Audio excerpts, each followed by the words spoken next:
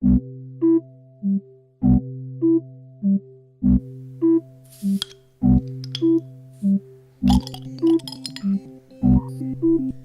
that didn't sound very aesthetically appealing. Unpeeling.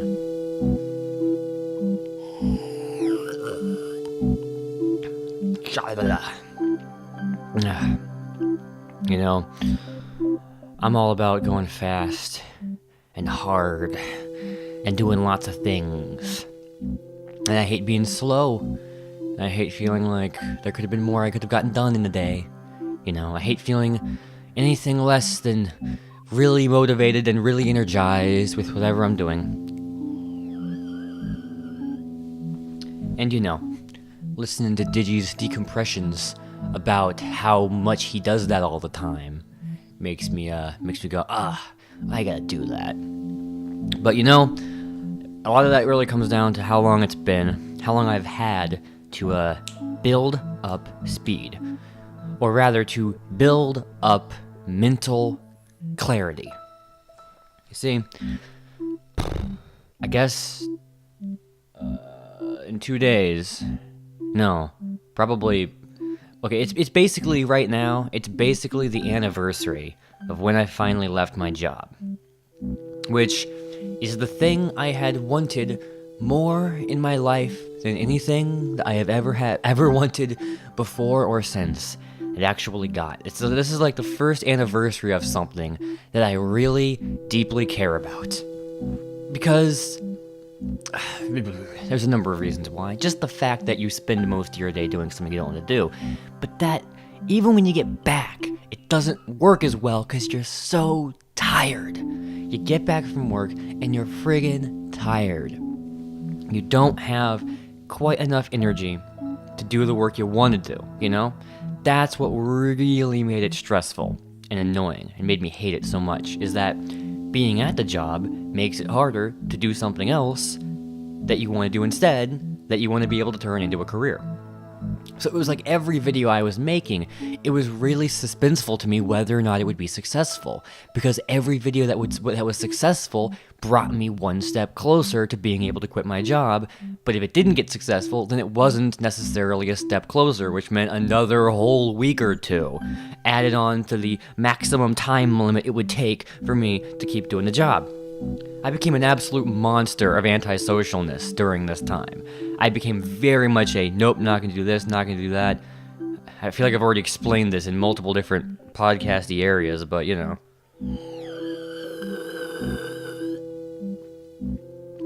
So when I did quit the job, it still took time to get into the right mental gears.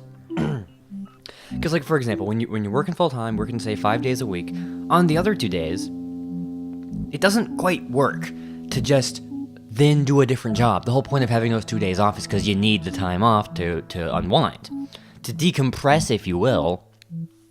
So working on those days anyway, it's still jumbled and messy and confusing and aggravating. Particularly when the thing you are doing is blue collar and the thing you want to be doing is white collar, because my body is like there'd be times where I'd get like a whole week off, but my body is very much used, or at least was very much used to physical movement throughout the day. So sitting at the computer was agonizing like every single day until about 5 days in, I would finally get used to it, but then it would be back to work again and I'd have to readjust the other way. So, you know, quitting my job took me months to really get efficient at what I was doing throughout the day. But I could never be quite that efficient because I was still living with my family where, you know, there's something inefficient when you live at home with people who are off doing their own things that aren't related to what you're doing. Which I know I'm sounding like a psychotic, selfish maniac with this. I'm not saying this is a terrible thing. You could obviously have a successful career with this, but I'm all about being faster, being more efficient. And like, living now as I do with, you know, the guy who I work with, and then also like another guy who also makes YouTube videos and does art stuff. Like, something about it clicks more. Something about the fact that we're all doing the same kind of thing makes things faster. Maybe just the fact that I'm living with roommates who are friends rather than family, it speeds me up. I don't know. Maybe it's presenteeism, where I feel the need to be more efficient around friends. I don't know what it is, but I just always feel like every time I'm in the kitchen and like my dad walks in, it feels like it slows me down. Every time I am in the kitchen and Ben walks in, it feels like it speeds me up.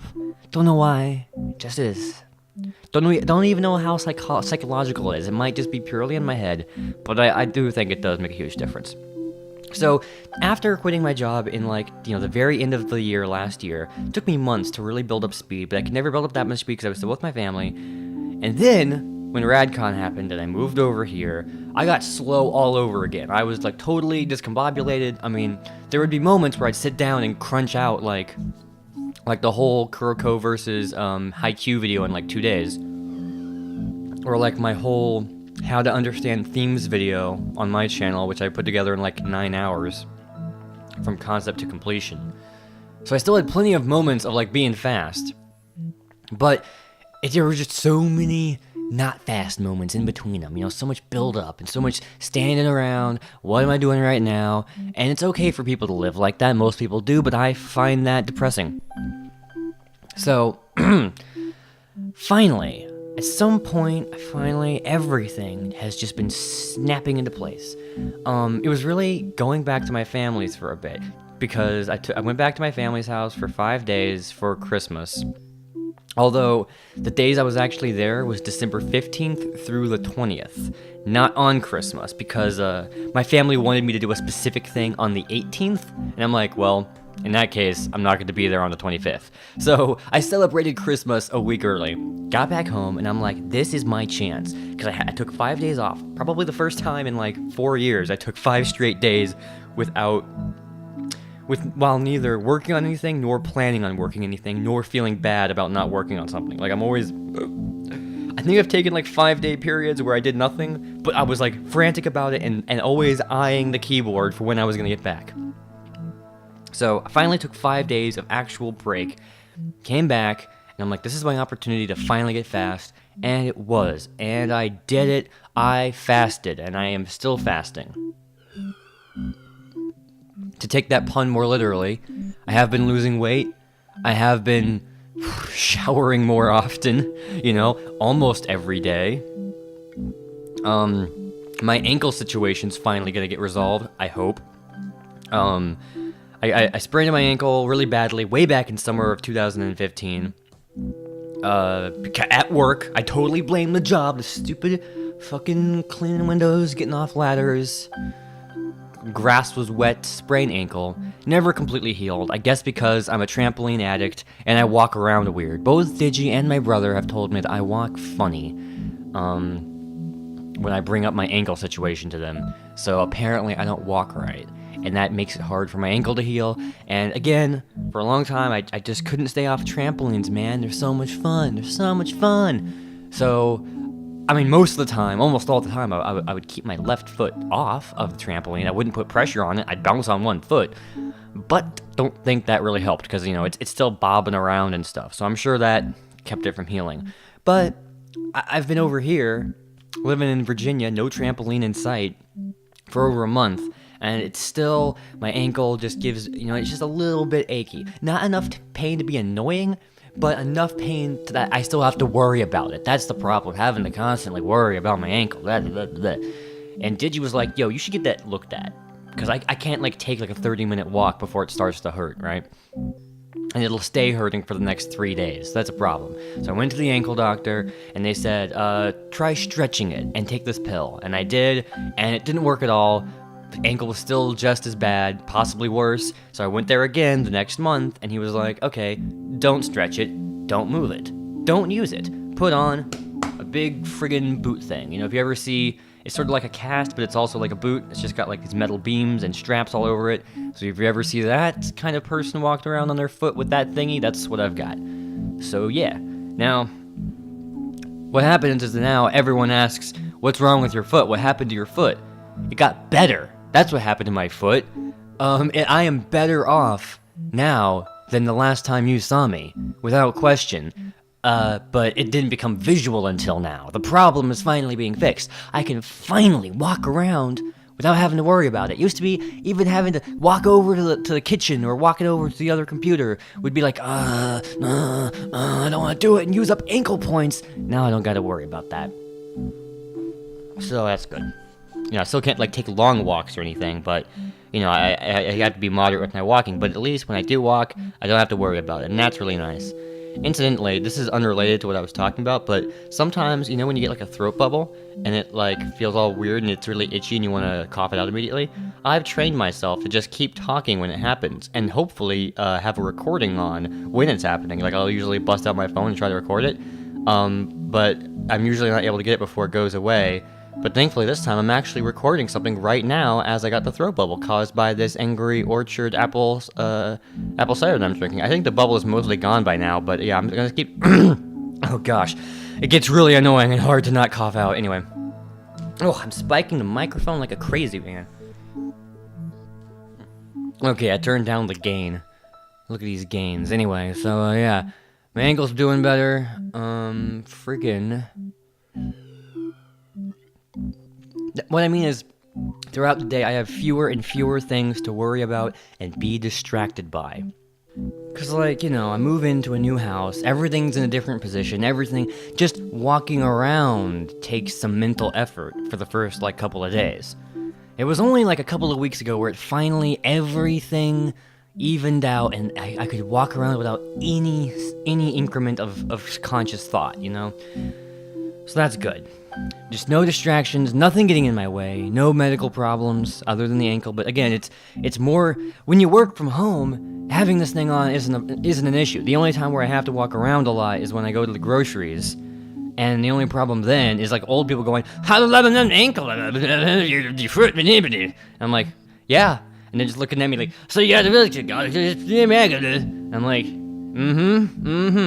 I mean, I know what they're talking about because they're looking at my foot, but if you're gonna say a random comment to a stranger in the grocery store, prepare what you're gonna say, form your statement in your head fully, make sure they're looking in your general direction, and then speak clearly, or else give up and don't say it, because they're not gonna hear you. So with that in mind, I pumped out that whole Digi video about the fan service, and I sat down with a list of anime to watch. Because earlier this year, I believe in April, May, or June, Digi made a list for me, at my request, of shows that I might need to watch for upcoming videos. Because one thing that was kind of annoying for me is that every time Digi had a new show to talk about, it would be a show I haven't seen before. So I'd have to watch it from scratch every time, pretty much. So I was like, hey, you know what would be cool? Is if I could just watch all the shows in advance that you plan to maybe at some point talk about, right? I think that's how it came about. The point is he made a list called shows for Davoo to watch for possible upcoming videos. And he made a list of all of them. It's 80 to 90 shows on the list. No, maybe it's more 70, I don't know. But, by the way, the list isn't actually complete. He actually got all the way up to the letter S and then gave up. So any shows that he wants to talk about that are between T and Z, he has not listed on that list, but whatever. I decided to watch all those shows, or at least as many as I could, and so I have been. I've skipped shows that are really long, like Eureka 7, and I've skipped some things where he wants me to also read the manga, like, frickin' King of Bandits Jing, for instance. So those are the only categories that I've ignored. Shows where you have to also read the manga, because I'll read manga when I'm in the mood for it. And, I've read manga, I've read some manga, not quite in the mood for it at the moment, but when I'm in the mood, I'll do those ones. Not in the mood to watch something super long out of nowhere at the moment, So I discounted the manga ones, discounted the long ones, but I've been watching everything else. And so, yeah, I think it was 60 or 70 of those. And over the course of the year, I've been plowing through them, getting really good at marathoning as a result. So, after I came back from my trip with my family, I sit down and I have 6 or 7 shows left. and I have nothing else to do for the rest of the month, right? I finished the fan service video. That's the only video that needs to be made for the rest of the month. So I sit down and I start watching them, and I watch one episode of Martian Successor Nadesco. Then I decide to take a shower. And then in the shower, I'm reminded of video games again. I remember the idea of making video games, what it was like to make that one RPG that I made half of and posted onto Newgrounds, and was reminded of how I keep going into video game holes, which is what I call them, where I have the insatiable desire to program video games or do whatever I can to make video games, because, artistic expression, man. And then I'm reminded of a video that I had watched just a week or two before, called Object-Oriented Programming is Bad. And that video, reminding myself of that video, made me realize that I should try programming yet again. So first, I'll tell you the story of how I gave up on programming, but before that, I'll tell you the story of how I tried to program the first time. So I guess I'm now just going to tell you my whole relationship with making video games, yeah? Let's go. My whole life, I knew I was going to do some sort of entertainment media thing, right? I didn't realize that you're supposed to just use the word artist as a kid. I didn't realize that the word artist of any medium was the term to describe it. So as a kid, all I could phrase it as was someone who works in some sort of entertainment field. That's probably even more articulate than I would have phrased it as a kid. So, throughout my childhood and adolescence, I would go from one to the other, like, making cartoons on Newgrounds. I was big into Newgrounds for 1 year.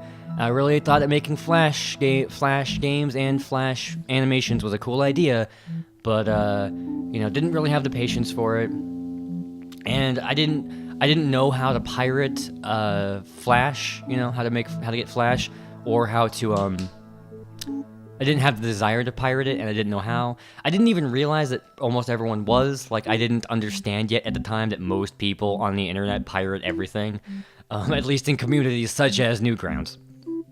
And even then, there are free alternatives, like LiveSwift, or at least there was. I don't know if that program still exists, but, it's crappy and dated, even for its age, but, it's still sufficient for animation.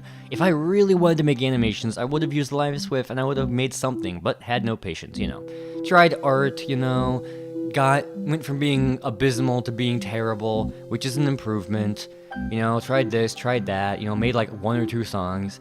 I felt like I was always getting something done. I didn't ever go that long just doing nothing. So I got like a familiarity with many different mediums, and at some point, I decided that it's gonna be video games. Like, that's the best one.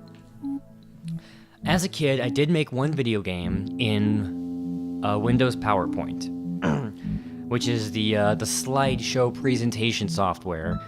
And because I realized at one point that you can program buttons in that software. A button in Windows PowerPoint that, if you program it, it will take you to whichever other frame in the project you want to go to. So I was like, oh hey, you could just arrange a bunch of these buttons and they take you to different frames, different slides, and you could essentially program a game that way. So I just made a very simple choose your own adventure game, where basically you go up to a situation and you're confronted with a problem and you have 3 options and one will succeed and the others will get you killed. So, yeah. It was inspired by that one episode of Arthur, where a bunch of the kids were playing that particular game that was just like it. I had based my entire design document off of that Arthur episode, not on any actual games of that sort. I remember the project ended up being exactly 1,111 frames long, and I felt pretty accomplished in doing it. Made it when I was 10 years old, would have been 2004, on a laptop, Windows XP. Not like I had anything better to do. When I was 16 or so, I was messing around in RPG Maker. making some levels, making some items, but then I was like, I want to tweak things. I want to make the main character walk slower or faster, or I want to have a specific set of animation frames for this item, and doing all that just always was such a pain. It was like having these pre-built programs that do all the work for you. It's like if I want to change something, it just sends me to the forums trying to figure out if I even can change it. It's not really that fun for me. But over the course of watching YouTube videos on the internet, I got more and more inspired into video gaming. At some point, it just became clear to me that games are the things I care about really the most, in a way. I mean, not really counting YouTube videos and YouTube analyses. Those are technically the 0th thing I care about. But video games are the first thing I care about. And, videos like AVGN, getting me interested in, how to, think about games critically, and getting me an appreciation for old games. And then the Game Over Thinker was a big deal for me. That really introduced me to the concept of artistic expression in a more meaningful way, and creative voice, that kind of stuff. And also extra credits, framing. It really framed video game development as this huge series of insurmountable challenges, and that made it really sexy and cool, and oh wow, all these incredibly impossible things that people are trying to figure out. I'd like to figure that out. What really pushed it over the edge was Jimquisition, presenting how shit and corrupt and bad so many of the game developers and even game publishers and even some game developers are with their business practices. And that made it even more interesting for me. Seemed like not only would it be a fun challenge, but it would also be an easy way to feel morally superior to lots of people by not being shit like that. And I was like, yeah, I gotta do video games.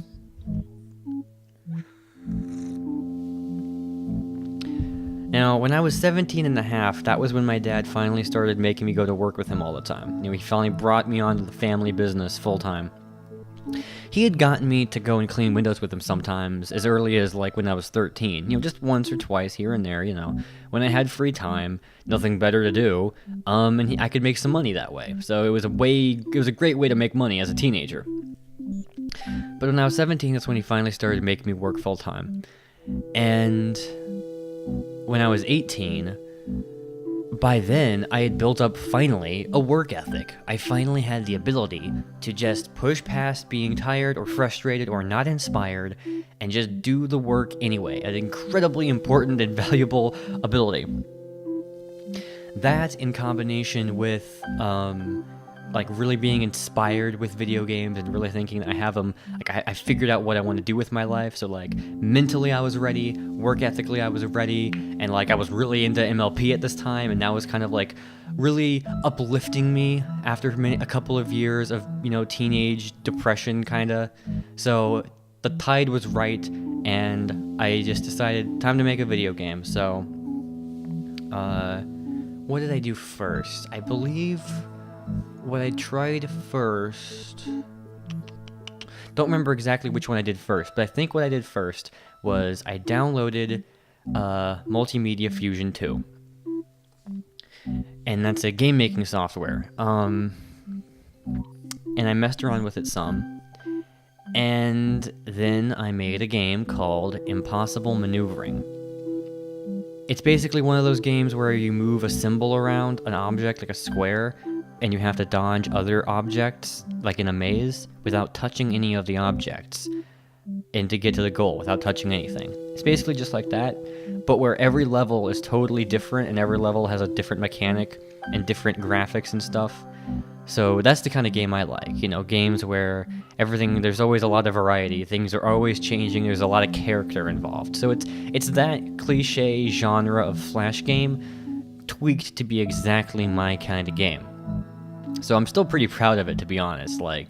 Impossible Maneuvering. I would honestly recommend it. It gets way too hard, way too fast, though. So as soon as you get frustrated, bail out. Unless you like a steep, unfair challenge. So then I thought, okay, Multimedia Fusion's great and all, but it's not really a programming language. It's basically like you throw a bunch of squares together. Like it's sort of like trying to make a user visual interface, even though it is legitimately a programming language, which is kind of a shitty one. So I thought I want to learn ActionScript because that's the code that Flash uses. So I messed around with that a bit. I didn't just mess around. I bought a $50 ActionScript 3.0 manual and started studying it over the course of a few weeks.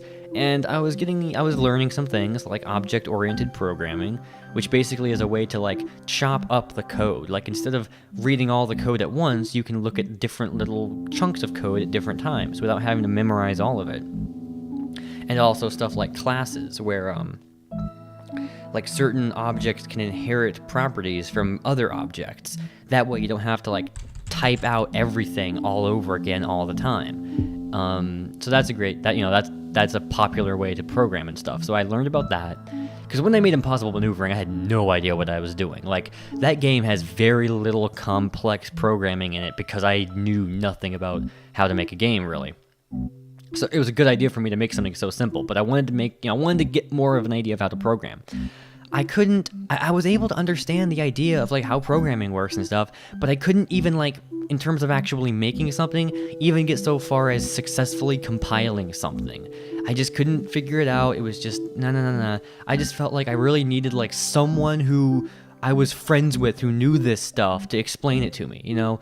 Going to a class would probably be beneficial at first, for like just a couple of weeks, so that I can get off to a good start. Really just the best way would be to hire a personal tutor, or for the best awesome perfect tutorial to be out there somewhere. But none of those things were true. I didn't really know anyone at this time. Didn't really know anyone on the internet very well. Certainly not anyone who was like good at anything. Good at programming, I mean. So I put ActionScript down, went back to Multimedia Fusion, and was like, okay, let's make something else. Let's make something a little bit more ambitious, but not too ambitious. And I really wanted to do an RPG. Like, not like a big 50-hour Final Fantasy type thing. More like a tight, short type thing. That's more about just being quirky and fun. Very Superstar Saga-esque and other games, you know, like Earthbound and stuff like that. I've actually not played Earthbound, because as a teenager, it was not on the Virtual Console, so I couldn't play it that way. And now as an adult who's finally willing to pirate games, and Earthbound is on the Virtual Console, I just don't have time for an RPG anymore. But I have been very familiar with Earthbound and what it's about and what it's like, and I've, in a sense, been a fan of it for a long time, for like 10 years, because of that. You know, because of Smash Brothers and reviews and retrospectives and such. And I did play the first couple hours of it, so I'm a fan of Earthbound too. You don't have to play something to be a fan of it. You know, taking influence from those kinds of things, from like, you know, Paper Mario, other quirky RPGs. And I decided to make one of those, and you know, not necessarily the best idea. I ended up spending a year and a half making it. Late 2012 to early 2014, that was how much time I spent making it. And I only made one half of it. I realized I'm not going to be able to finish it, I'll just release the first half of it. So yeah, it was long and tedious, and I did it way too slow, and I didn't know what I was doing, but I was like, what am I gonna do? Am I just gonna sit around planning shit, learning shit forever and ever and ever before I decide to just jump in? Let's just jump in now. Like, yeah, I'm gonna jump in prematurely and I'm gonna suck at it, but at least I'll be getting experience points in knowledge when I do so. So I just did it, and yeah, I think it was a reasonable use of my time. I wouldn't have been doing anything else in that time, you know? I would have had nothing else to do once I came home from work. And I will say, I have no regrets about my work ethic during that time. I really hammed myself into oblivion, almost never taking any sort of break, you know, just using almost every single ounce of spare time I had. So, yeah, for like a year and a half. So, it was messed up, you know. Over the course of making it, early into making it, I discovered Digibrony, MLP, and I became a fan of him, and then other Horseshoe Crew people as that whole group started to form. And hearing Digi and Jesse talk about how hard it is to be a YouTuber on their podcasts made YouTubing sound like a really interesting challenge instead. And I was like, you know what? I think I want to get into this instead, because the whole 2013, that was when like the analysis thing was really becoming a thing in a lot of different mediums, and I'd finally learned to understand what I really liked about YouTube videos that I liked. Like, I finally figured out what I liked about certain kinds of reviews. Also with stuff like Roger Van Der Weed. Roger Van Der Weed. That is a guy who does this series called Sonic Dissected, which really introduced me to the fact that I really like the idea of an analysis over a review. And I was like, yeah, this is what I need to do instead. I'm gonna drop video game development for now, because this RPG I'm making, I'm only gonna release half of it, and I don't think anyone's gonna like it. So, April 30th, 2014, I finally posted the game on Newgrounds, got like a 2.5, got like 2,000 views, which is like basically nothing, got like 5 or so reviews, most of them complaining about the load time, because it was like a 20 megabyte download, which for a Flash application is a lot. And that was basically it. And I'm like, you know what, whatever. The fact that I made something competent, something that only sometimes glitches out, bugs out, and crashes, on my first attempt isn't too bad. And I like the ideas in it. I mean, it is basically boring, but I like the style of it. I like the feel of it. So yeah, I don't regret any of that. But it was time for me to move on. It was time for me to put video game development on the back burner, focus on YouTube instead. So I spent, incidentally, the reason why I said I came out with that game, April 30th, 2014, was because I specifically wanted to get it out before my birthday, so that I could tell everyone, yeah, I came out with my first fully spec'd out game when I was 19, you know? That way I can make myself sound like I have experience, you know? Like, yeah, I made a adventure game when I was 10, and then I made a freaking dodging shapes game when I was 18, and then I made an RPG. I made half of an RPG when I was 19. April 30th is my birthday, but I got it out 15 minutes before my birth minute. And I'm in the same time zone, so yes, it was when I was 19. I then immediately had to spend 3 hours, after posting it, 3 hours fixing a game-breaking glitch, but, you know, all video games have patches these days, no one counts that. So yes, I released my first fully spec'd out RPG with a level-up system, battle system, overworld puzzles. Yeah, it has puzzles, man. It has some somewhat complicated puzzles in it. Okay, it has one somewhat complicated puzzle in it. And I made it all when I was 19. I have so much experience, man. And then it was all YouTube for me for the next solid year and a half or so. And then Undertale came out. Had people recommending it to me up and down the street corners, you know? Because it's exactly the kind of game I like. It's the kind of game I want to play, the kind of game I wanted to make. You know, it very much... I call YouTube... the genre I give to Undertale is good RPG. It's like an RPG, but where everything is interesting and unique, you know? It's not usually about grinding. It's usually about experiencing characters and a story and interesting mechanics and having fun and doing creative things all the time. That's my favorite kind of game. So that's why people were recommending it to me, because everyone knows how much I like Superstar Saga, and I was very much sold just by the fact that people were recommending it to me for that specific reason. So I finished the video project I was working on, set that game aside, I set everything aside for that game, played it, you know, made a video about it, really got into it. As much as I possibly could have hoped to. And again, you know, I feel like I like that game probably more than a lot of its biggest fans, but for a slightly different reason. Like, you know, the great music, the story, the characters, the unique mechanics, the way it touches your own personal meta with video games. Like, everyone has this meta with video games where they feel that strange sensation when they restart a level and they experience the story again slightly differently, but no one knows about it but you. You know, that's like a meta element that everyone feels that game taps into. That really hits people really hard. And all of that brings the game up to like a 9.5 for me. But what really pushes it into the 10 territory is just the personal connection of it being so exactly like the kind of thing that I want to exist, and the kind of thing I want to make, and the kind of thing I want to play. Toby Fox, that game really feels like I can feel Toby Fox's creative voice every step of the way, and that I feel like I come from such a similar place as where Toby comes from, you know? And so that really stuck with me, and I'm like, I gotta mess around with multimedia fusion again. I just have this incredible urge to work on video games. I'm not gonna set aside YouTube, not gonna actually try to make a game, but I'm at least gonna mess around, I'm gonna tinker around. And that's when I decided that I probably will make a game at some point. But I'm gonna do it the exact opposite way as I did the first time. The first time, the RPG, I deliberately ran into it with no planning, because I didn't even know how to plan. I didn't know nothing about planning, so planning it for nothing wasn't going to work. I knew I was going to have to go in and fail so that I would at least know what it's like, so that I could then foresee what the second attempt would be like, you know? So this time, I'm gonna plan up the wazoo. I'm gonna learn every single thing I'm doing. I'm gonna make sure I know absolutely everything I'm doing down to the bone before I actually start making it. So this I can spend all the time I need, because it doesn't need to be my full-time job. I can be doing YouTube in the meantime as my main job. This can take as long as it needs to. I decided multimedia fusion wasn't the best choice for me.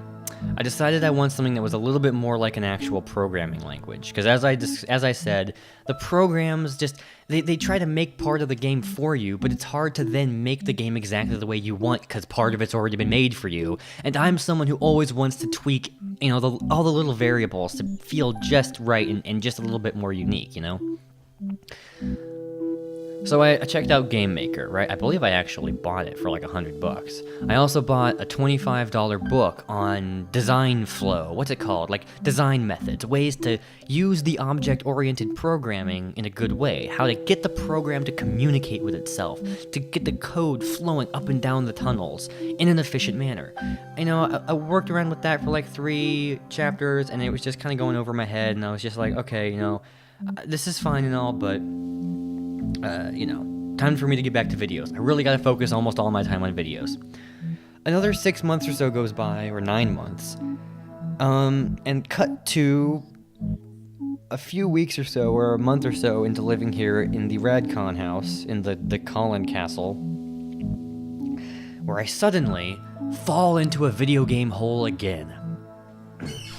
I'm supposed to be making videos, supposed to be watching anime, but I make the foolish decision to watch YouTube, which is a decision I make like, 50 times a day, but I watched the wrong video this time.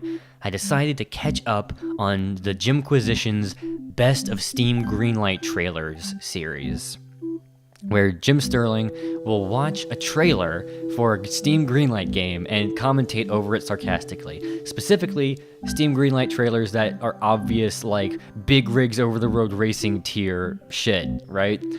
It's like hundreds of episodes long, this series, and I'd watched like all those episodes last year, but I decided to catch up again, which was like 50 episodes, and remember what I said about how much I'm drawn to challenge, but I'm also drawn to the idea that things are easy, or rather that no matter how bad I end up failing, I'll be better than a lot of people. I'm like, wow, watching these Greenlight trailers, it's like, if I made a game, no matter how bad I fuck up, I will be better by leaps and bounds than all of these people.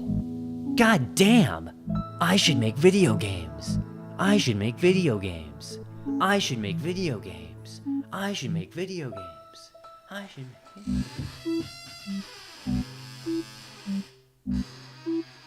This chair is loud, and I decided I should make video games, so I did what I described as falling into a video game hole, where I wasted 3 days messing around in programs, even messing around in Unity. I was kind of kicking around the idea of like, what about 3D modeling, I don't plan on even trying to make a 3D game anytime soon.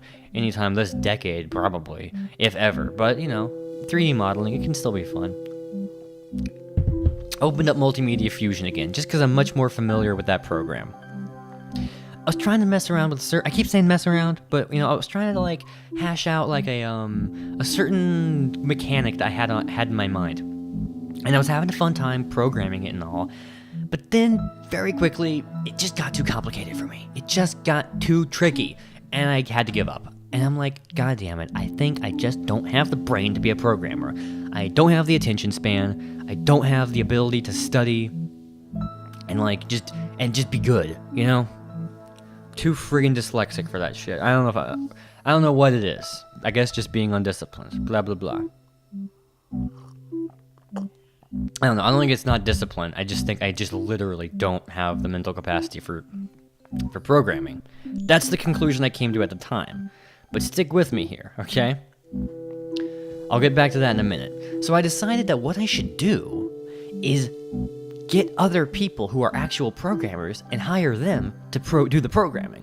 Now, I know what you're thinking. Well, what some of you might be thinking, which is, oh, you're an ideas guy. You have all these great ideas for games, but you just need someone else to make them.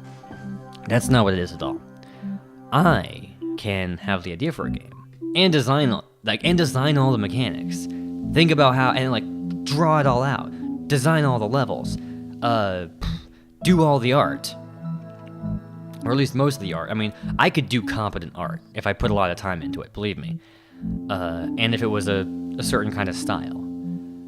I could basically do everything except for making the music and doing 80% of the programming. That was my conclusion. My idea was not, I don't even have to think about the programming, but rather I would hire a professional programmer to do like the main meat of the work, but I will closely observe and he will tell me, he or she, okay, equal opportunity, he or she will tell me what they're doing and how the mechanics are working, and they can guide me through it, and then I can plug the rest of the game into that, like they design the basic controls and then they design like how like certain objects react to it, and I can study that and they can tell me and they can teach me, and then I can make little tweaks to it as I need to.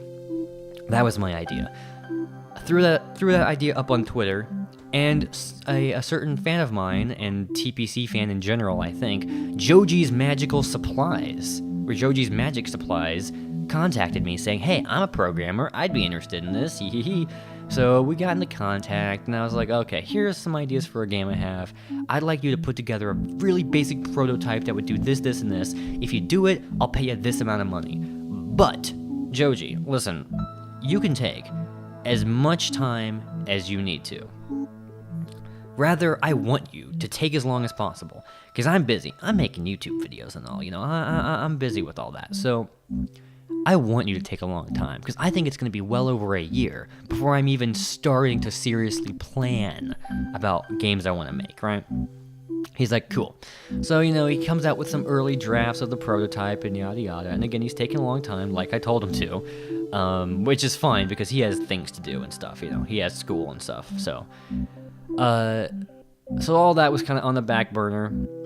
I went back to making videos, went to see my family for 5 days, came back, make a fan service video, decided to finish off that anime, watched one episode of Martian Successor Nadesco. Then I went off to take a shower, and as in the shower, I was reminded of all the things that I just told you about. Except for one thing that I forgot to mention, which is that a couple of weeks prior, I happened to stumble upon a video. And this video is what really triggered me to remember all these things as I was taking a shower. It's this video called OOP is Bad, which OOP stands for Object-Oriented Programming. Is bad? And I was like, huh? I gotta click on this. And he's like, this will be the most important video you will ever watch. Object-oriented programming is universally accepted in the industry. No one will listen. No one will believe me. But it's actually the worst thing ever. Okay, I'm sorry. He doesn't sound like a libertarian, okay? He's perfectly rational sound. It's a 40-minute video. I understood like 60% of it perfectly, I think. And I was like, huh, interesting. But that made me think about game design again. So, fast forward to a few weeks later, which is now a week ago, I get out of the shower. And I decide to not watch that episode of Nadesco, episode 2. I decide to download Godot, which is a new game design engine, similar to GameMaker, similar to Multimedia Fusion, but like supposedly better. Maybe it'd be better for me, and it's free, so I downloaded it. And I'm like, yeah, this is an engine. It's Godot.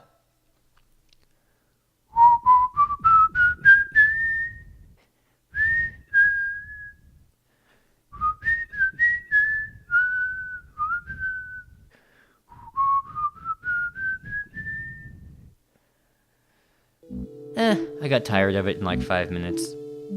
And that was what really made me realize I don't think these programs are for me. Maybe I'll move up to them later on. I know that professionals use them. I mean, like, okay, look, Undertale, made in GameMaker, sure, but like, Undertale isn't the most technically impressive game out there. Whereas, like, okay, with Multimedia Fusion, for instance, I released it in 2014. That same year, Five Nights at Freddy's and Freedom Planet come out, also made in Multimedia Fusion. Five Nights at Freddy's is somewhat technically impressive, with just the fact that it has pre-rendered graphics, I guess. But Freedom Planet is quite technically impressive. Just the fact that the character has 360-degree movement, I think. It's like, how do you even do that in Multimedia Fusion? Dang. So, clearly people know how to use that stuff professionally, but I didn't. I just think that having these programs that do half the work for me just messes me up when I want to tweak things. So I'm like, you know what? Forget about Godot. I want to try C++, but it's programming. Can I really do programming? And I was thinking about that OOP video, and I watched it again, Why Object-Oriented Programming is Bad. I watched it again, and this time it really clicked with me. Basically, what the guy is saying, and I'm sure he's making plenty of arguments that actual programmers have already heard before, because, Nate was telling me that he's already heard all the arguments before, because Nate's an actual professional programmer, by the way. I don't know how many times he mentions that on TBC, but, he's a professional programmer. That's his main job right now that he's trying to quit.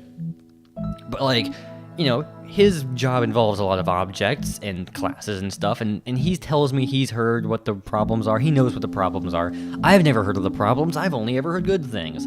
What this guy was saying is that basically, let's say you have 10,000 lines of code. That's too many lines. Let's split them up. If you split them up, okay, let's have 100 lines of code over here, and 500 lines of code over here, and 200 lines of code over here, and 30 lines of code over here. That way, you only have to keep track of so many lines at a time. But what the guy was saying was that, basically, when you have all these different sections, you still ultimately have to know everything in the program if you want to really make stuff happen. But now, not only do you need to know all 10,000 lines of code, but you now have to know dozens or even hundreds of all the tunnels that connect them. You just added more complications. You have more stuff you have to keep track of, because you have to keep track of how all the different sections communicate with one another. You have to keep track of all the different tunnels that you've dug. So what he says is that it basically only makes things more complicated, not less. And with classes as well. You make an object, like, say, box. And box has its own programming. And let's say you want to make a blue box. Well, you don't have to make box all over again. You just make it blue box and give it the category of box. You give it the class of box. So the blue box immediately inherits everything that the box had, and now you just add a little bit more onto it to make it the blue box. You just add a little bit more detail. Then you could make blue box with a spike on top. And then you just give it the class of box and the class of blue box, and then you add a little bit more code to account for the spike. That sounds like a great idea, but basically it seems like there's a lot of people out there who are like, yeah, but then what if you accidentally change something in box or something? What if you want to change something in box just slightly, but then it makes the spike go haywire, or it makes the blue turn pink?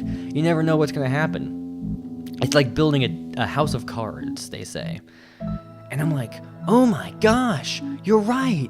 Fuck object-oriented programming in the ass. Now, since then, a week has passed since then, and I've learned more, and I'm like, okay, I think there's like a middle ground here. But there's no question, I really abused objects and classes when I made my RPG.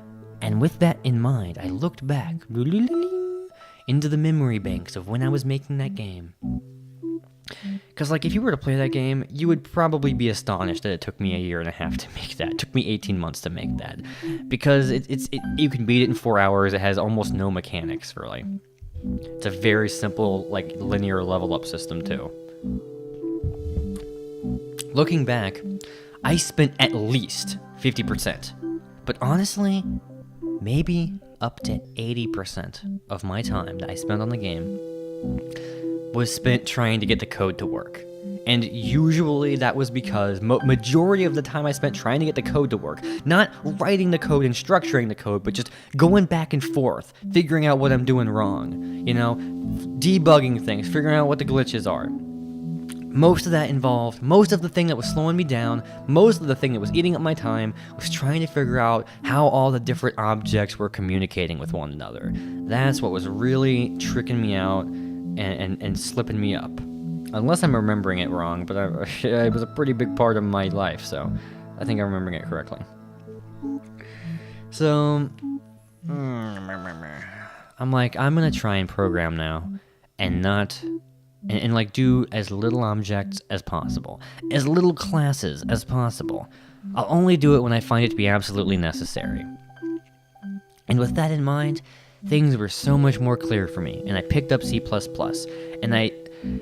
and like, I'm having a great time with C++ because, for one thing, it seems like, I don't know, for something about it just really clicks with me. Just really clicks with me. As if there's a C making a clicking noise, and then some plus signs making me click multiple times.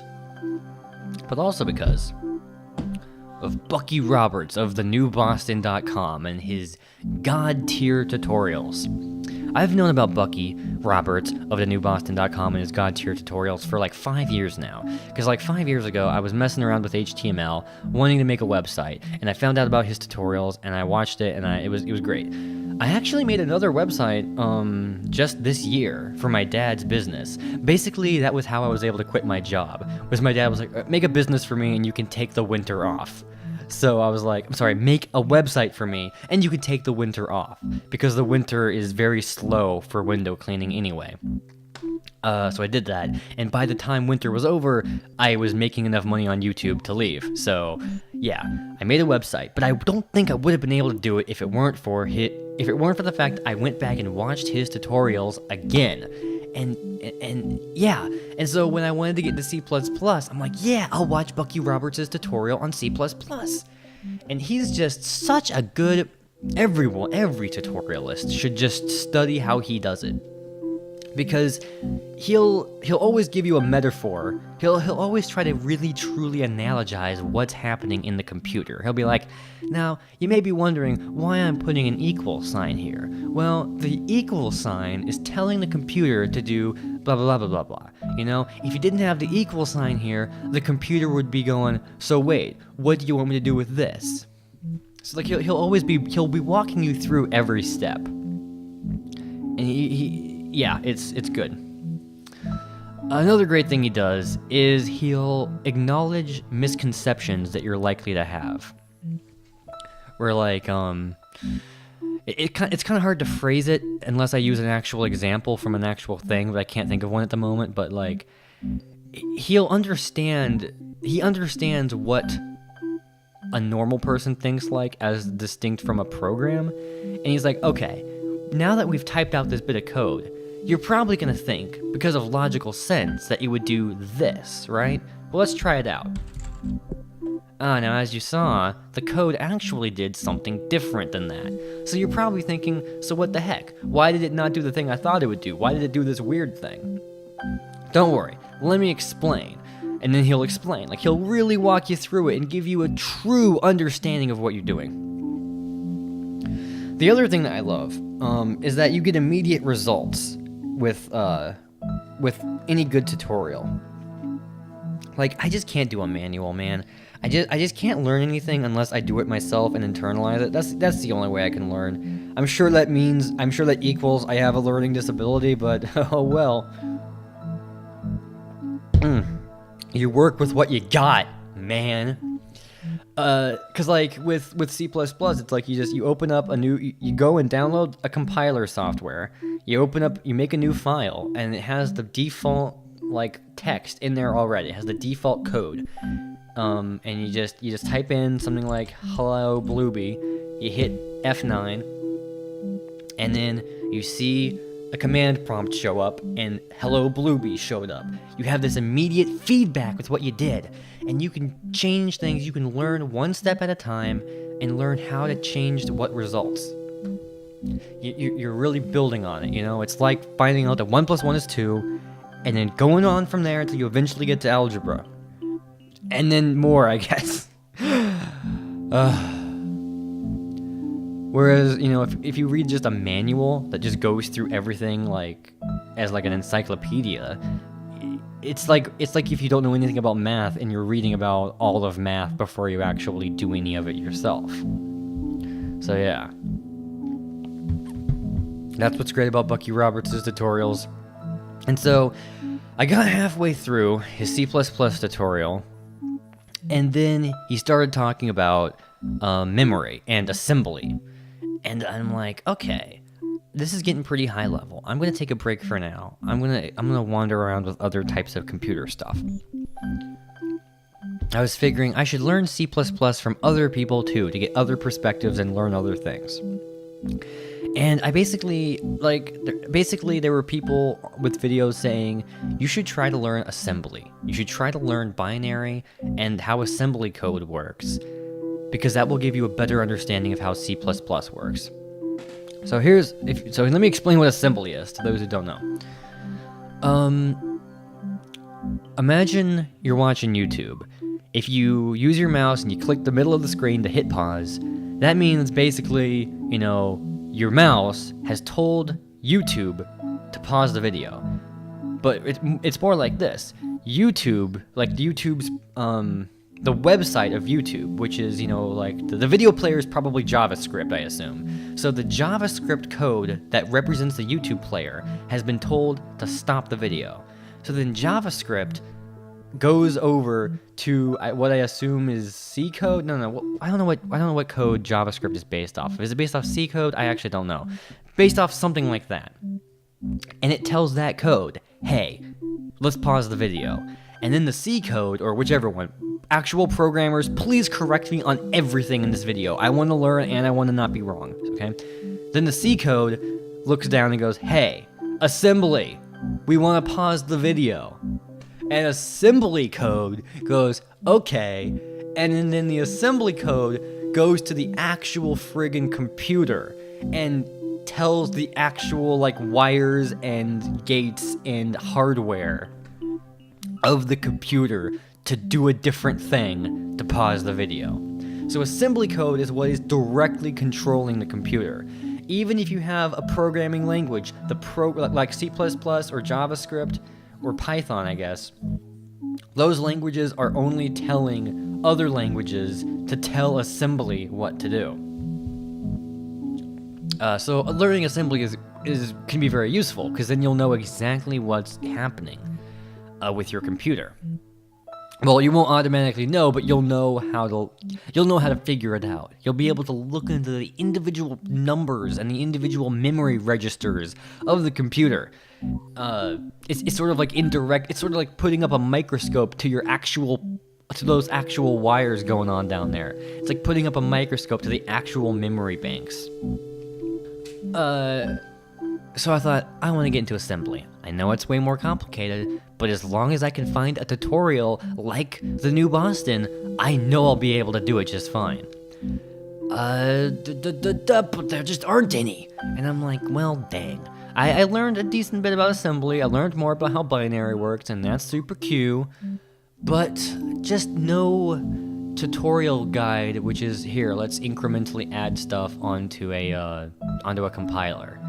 I mean, there are some tutorials like that, but they're like weird and have terrible audio and like want you to download a stupid program I don't want to download. So, and it wasn't working out. Like there is a guy who has a series on assembly where he goes through it step by step, but he does it badly. He explains what's happening badly. The first 14 episodes are just him reading from the book and not actually giving you a tutorial. So my standards are just way too high because of Bucky Roberts, man. So that's what I've been doing, you know, trying to get into the arts, trying to get into other mediums. Because, you know, I feel like a couple of weeks ago was when I finally got over this sort of obsession with analysis that I've had for a couple of years. At this point, there's no analysis that can come out that's like fundamentally more amazing than anything I've seen before. Like, I'm impressed by it a lot still, but I'm like, you know, I kind of know all this stuff now. So yeah, not really. I'm finally at a point where something being analysis doesn't make me more interested in it, you know.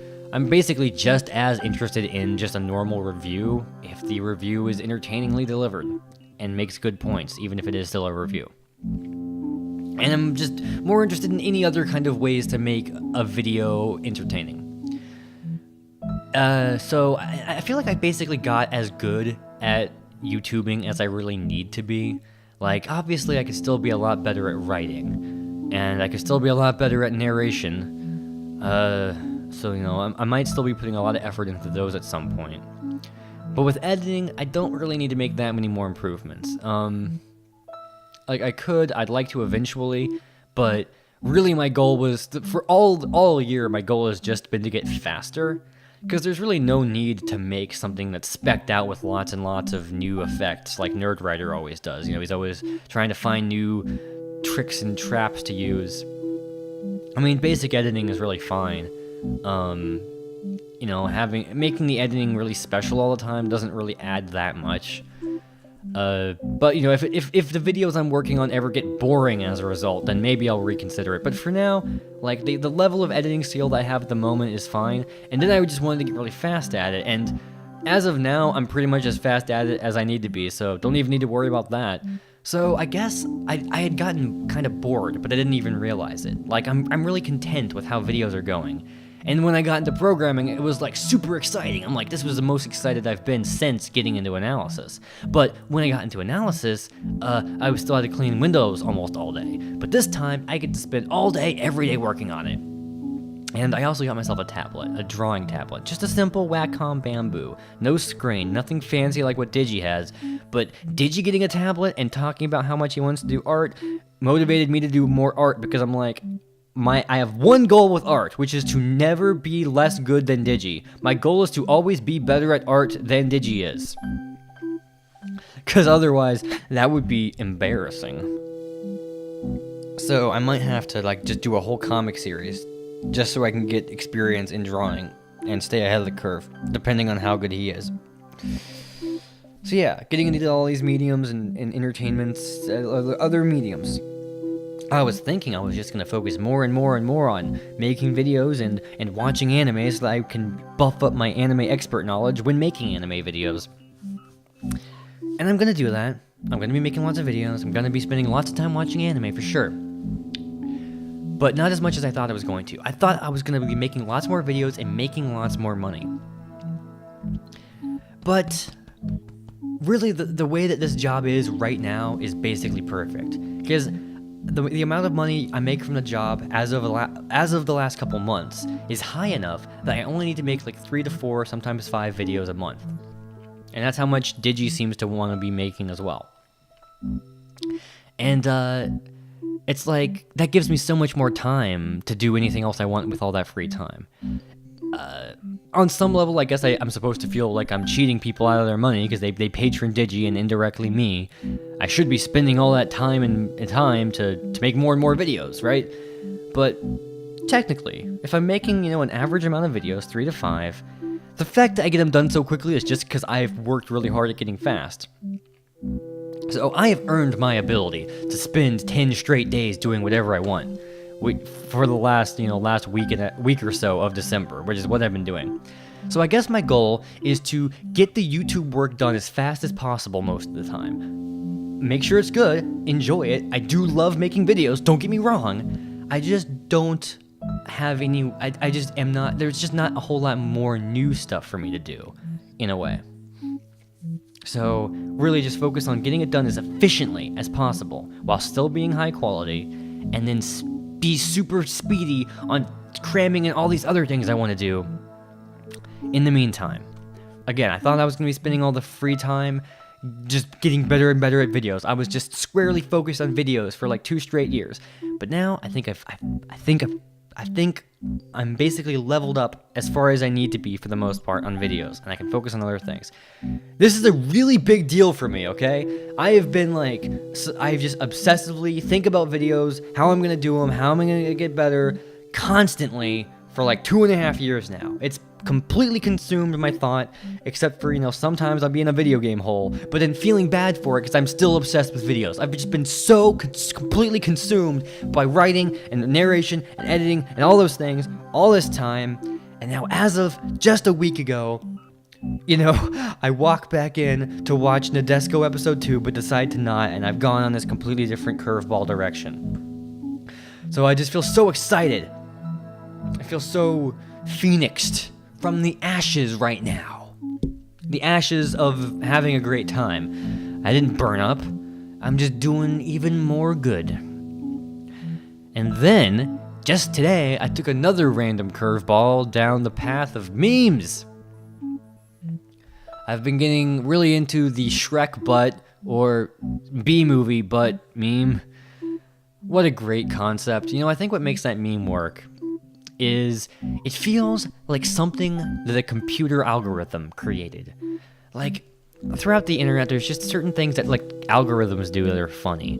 Like, I don't know if you guys know, but there's certain YouTube channels that YouTube generates itself, algorithmically, where it'll take a topic that's popular and then, make a channel out of it. Like a tag, like anime topic, or, Lord of the Rings topic. Is a channel that just compiles popular videos that have that tag. That way people can subscribe to that, and lots of people do subscribe to those channels as a way to get a feed of good content from that category. But it's funny because it's done automatically. Like when YouTube decides that there's a certain topic that's popular, it'll make one. Not through any human, it's just through a computer. And what's funniest is that the About tab, the About page of these channels, is always the first paragraph of the Wikipedia article, copy-pasted in. And it always cuts off randomly at some point, followed by "this channel was automatically generated by YouTube." That kind of stuff is really funny, and I feel like these Shrek, but every time Shrek shows up, the video it speeds up by 10% videos. It feels like it's a parody of that kind of thinking. Because there's no humor to the way that it's delivered. It's not like, here's a funny video, guys. There's no, text on screen being like, I hope you like it. It's just exactly what it says it is. Like Shrek, but every time Shrek shows up, B-movie plays instead, It's as if some algorithm out there decided that this needed to exist for some reason. Hippo made an amazing one just yesterday, which is Shrek, but every time Shrek's face appears, the video ends, which made me giggle so hard. That was okay, I need to make one now. So today, I was looking around for something to meme, and I decided, and I had an idea, and so I posted it. So you can go to my channel, Davoo Goes to Saturn, to check it out. It's the Ghost in the Shell standalone complex opening, but every time Motoko appears, the Sherlock Holmes in the 22nd Century opening plays, which I'm quite proud of, quite satisfied with. Then I got lunch, and then I was like, I gotta make another one, gotta make a more challenging one, and I came up with Big Hero 6, but with all the nouns replaced with things you can do at Sakura-con. But then when someone dies, the video skips ahead to the end. Because I gave up on making it. I spent 3 hours making the first 20 minutes of it, and then I'm like, okay, I don't have time for another hour and 50 minutes. I'm just gonna come up with an excuse for it to end. So, it would have been amazing if I had actually put in all the work, but not quite worth my time. And that made me, doing that made me kind of burned out. You know, it finally made me like, oh, that was like really exhausting to do. Like, it wasn't hard, it wasn't complicated, it was just tedious. Which was interesting, getting something so tedious to do after like 6 straight days of this programming stuff, which has been all fun, because I'm not actually making any programs, which can be tedious when you're like debugging it and like figuring out problems, but just learning it, which is super fun. I totally forgot how fun it is to learn a brand new thing. Yeah. Oh! Ow! But yeah, suddenly did something tedious, and I felt like having a decompression, or rather, to compress myself even harder to go crazy, which is why I called this video what it is. I don't relax by relaxing. I relax by going crazier, I guess. I relax by, like, doing something intense. Intense.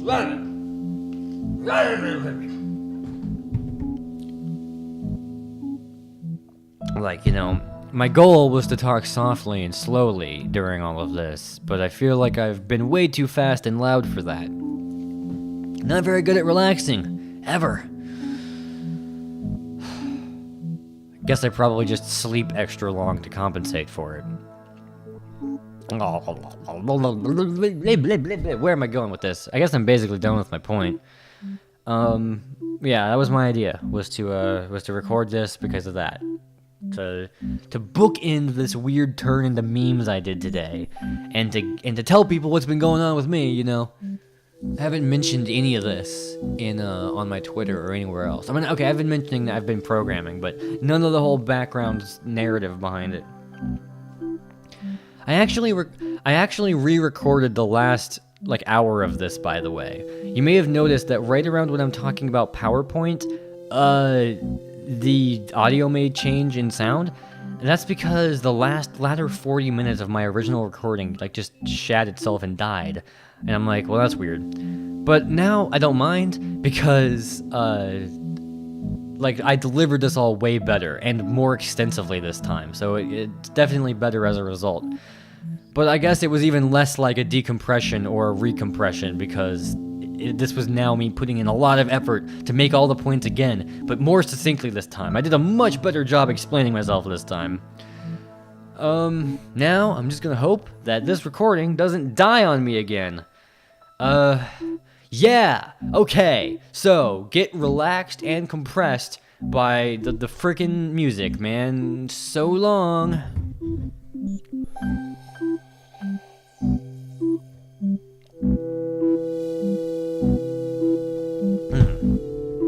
Yeah.